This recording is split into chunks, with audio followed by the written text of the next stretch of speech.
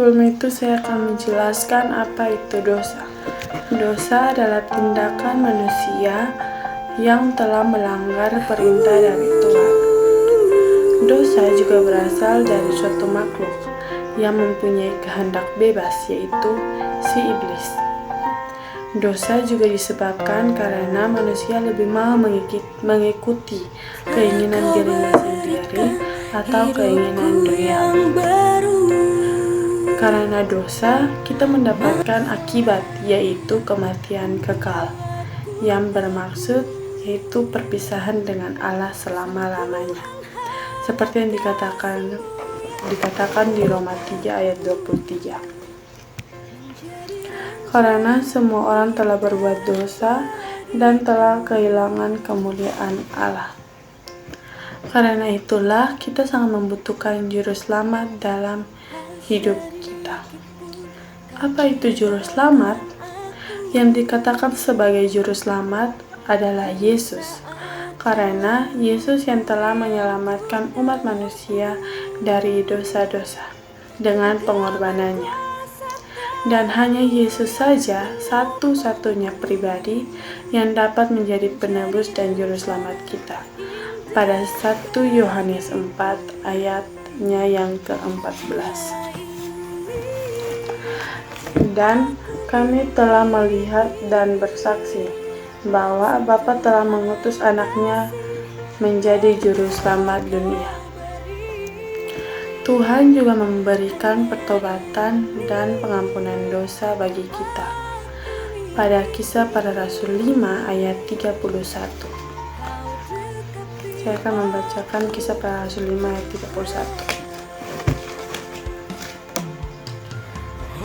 Dialah yang telah ditinggikan oleh Allah sendiri dengan tangan kanannya, menjadi pemimpin dan juru selamat, supaya Israel dapat bertobat dan menerima pengampunan dosa.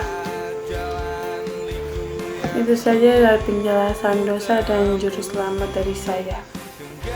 Kita akan masuk pada topik-topik selanjutnya. Kita akan masuk pada topik yang pertama, yaitu kematian Yesus.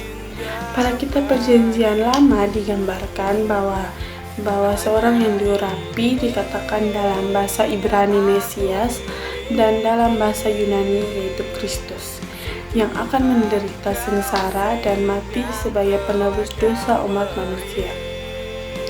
Pada waktu kematian Yesus digantung di atas kayu salib, dalam keadaan kedua tangan dan kakinya dipaku.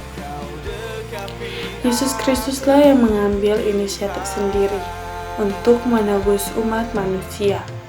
Tetapi ini juga merupakan bagian dari rencana keselamatan yang ditetapkan oleh Allah Bapa.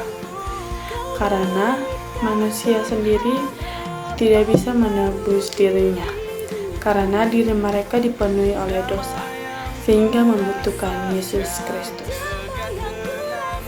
Dari kematian Yesus, kita dapat melihat tindakan kasih dan pengorbanan Yesus yang dapat mempersatukan kembali hubungan manusia dengan Allah.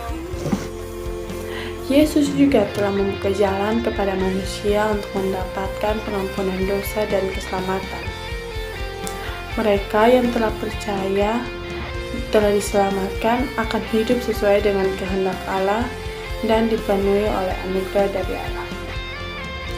Janjinya mendamaikan murka Allah atau mempersembahkan korban yang meredakan penghakiman Allah yang adil dan kemarahannya yang benar terhadap kita dan dosa-dosa kita. Seperti upah dosa ialah maut pada Roma 6 ayat 23. Sebab upah dosa ialah maut, tetapi karunia Allah ialah hidup yang kekal dalam Kristus Yesus Tuhan kita.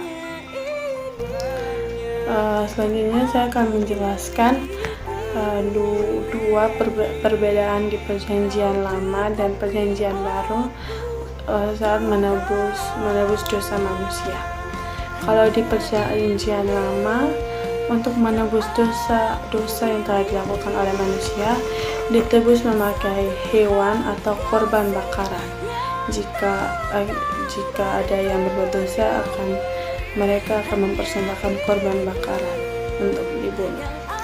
Sedangkan jika di perjanjian baru, kita umat manusia yang berbuat dosa ditebus oleh Kristus sendiri, oleh Yesus Kristus sendiri, bukan dengan hewan atau korban bakaran lagi. Sekian dari topik pertama. Kita akan masuk pada topik yang selanjutnya, yaitu kebangkitan Yesus. Kebangkitan Yesus merujuk pada peristiwa setelah kematian Yesus atau setelah penyaliban Yesus. Kebangkitan Kristus dirayakan oleh umat Kristen yang biasa disebut dengan perayaan Paskah. Kebangkitan juga menjadi dasar bagi iman Kristen, karena melalui kebangkitan manusia mendapatkan janji keselamatan dan kehidupan yang kekal. Kalau kematian Yesus berbicara tentang korban pengganti dosa bagi manusia, sedangkan kalau kebangkitan Yesus sebagai bukti kemenangan atas dosa dan kematian. Yesus Kristus bangkit, ia membuktikan kuasanya atas kematian. Ia rela menyerahkan dirinya kepada Pilatus untuk menggenapi kehendak Allah, menebus dosa manusia agar setiap orang yang percaya kepadanya boleh hidup yang kekal. Seperti yang dikatakan di Yohanes 3 ayat 16. Saya akan membacakan ayat tersebut. Yohanes 3 ayat 16.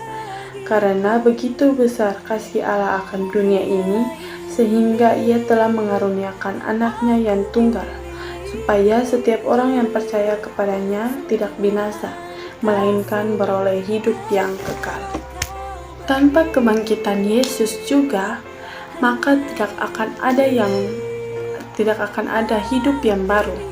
Dan karena ada kebangkitan Yesus, kita dapat melihat transformasi hidup yang nyata dan pemulihan hubungan manusia dengan Allah. Karena kebangkitan juga kita dapat menjalani hidup damai karena telah diampuni. Karena Yesus disalibkan dan telah mengalahkan maut.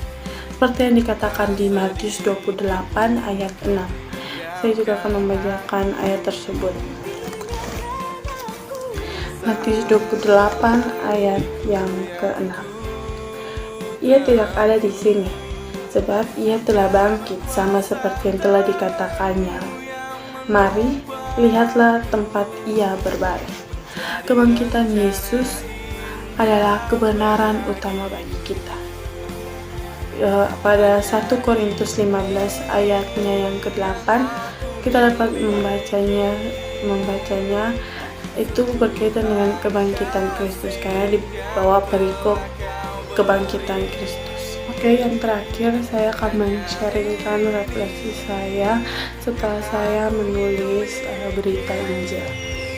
Jadi, dari penginjilan ini saya belajar bahwa semua manusia telah berdosa, seperti yang dikatakan pada Roma 3 ayat 23 yang berbunyi, karena semua orang telah berbuat dosa dan telah kehilangan kemuliaan Allah.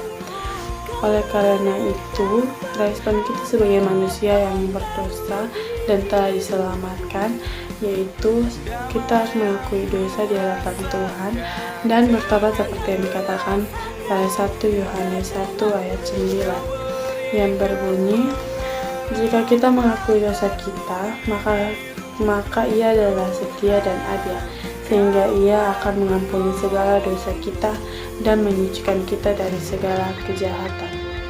Kita harus bisa hidup dalam kasih dan pengampunan.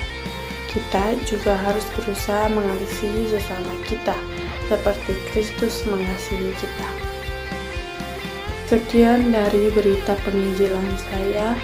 Semoga apa yang saya sampaikan dapat bermanfaat bagi yang mendengarkan. Maaf jika ada salah kata ataupun perkataan. Sekian dan terima kasih.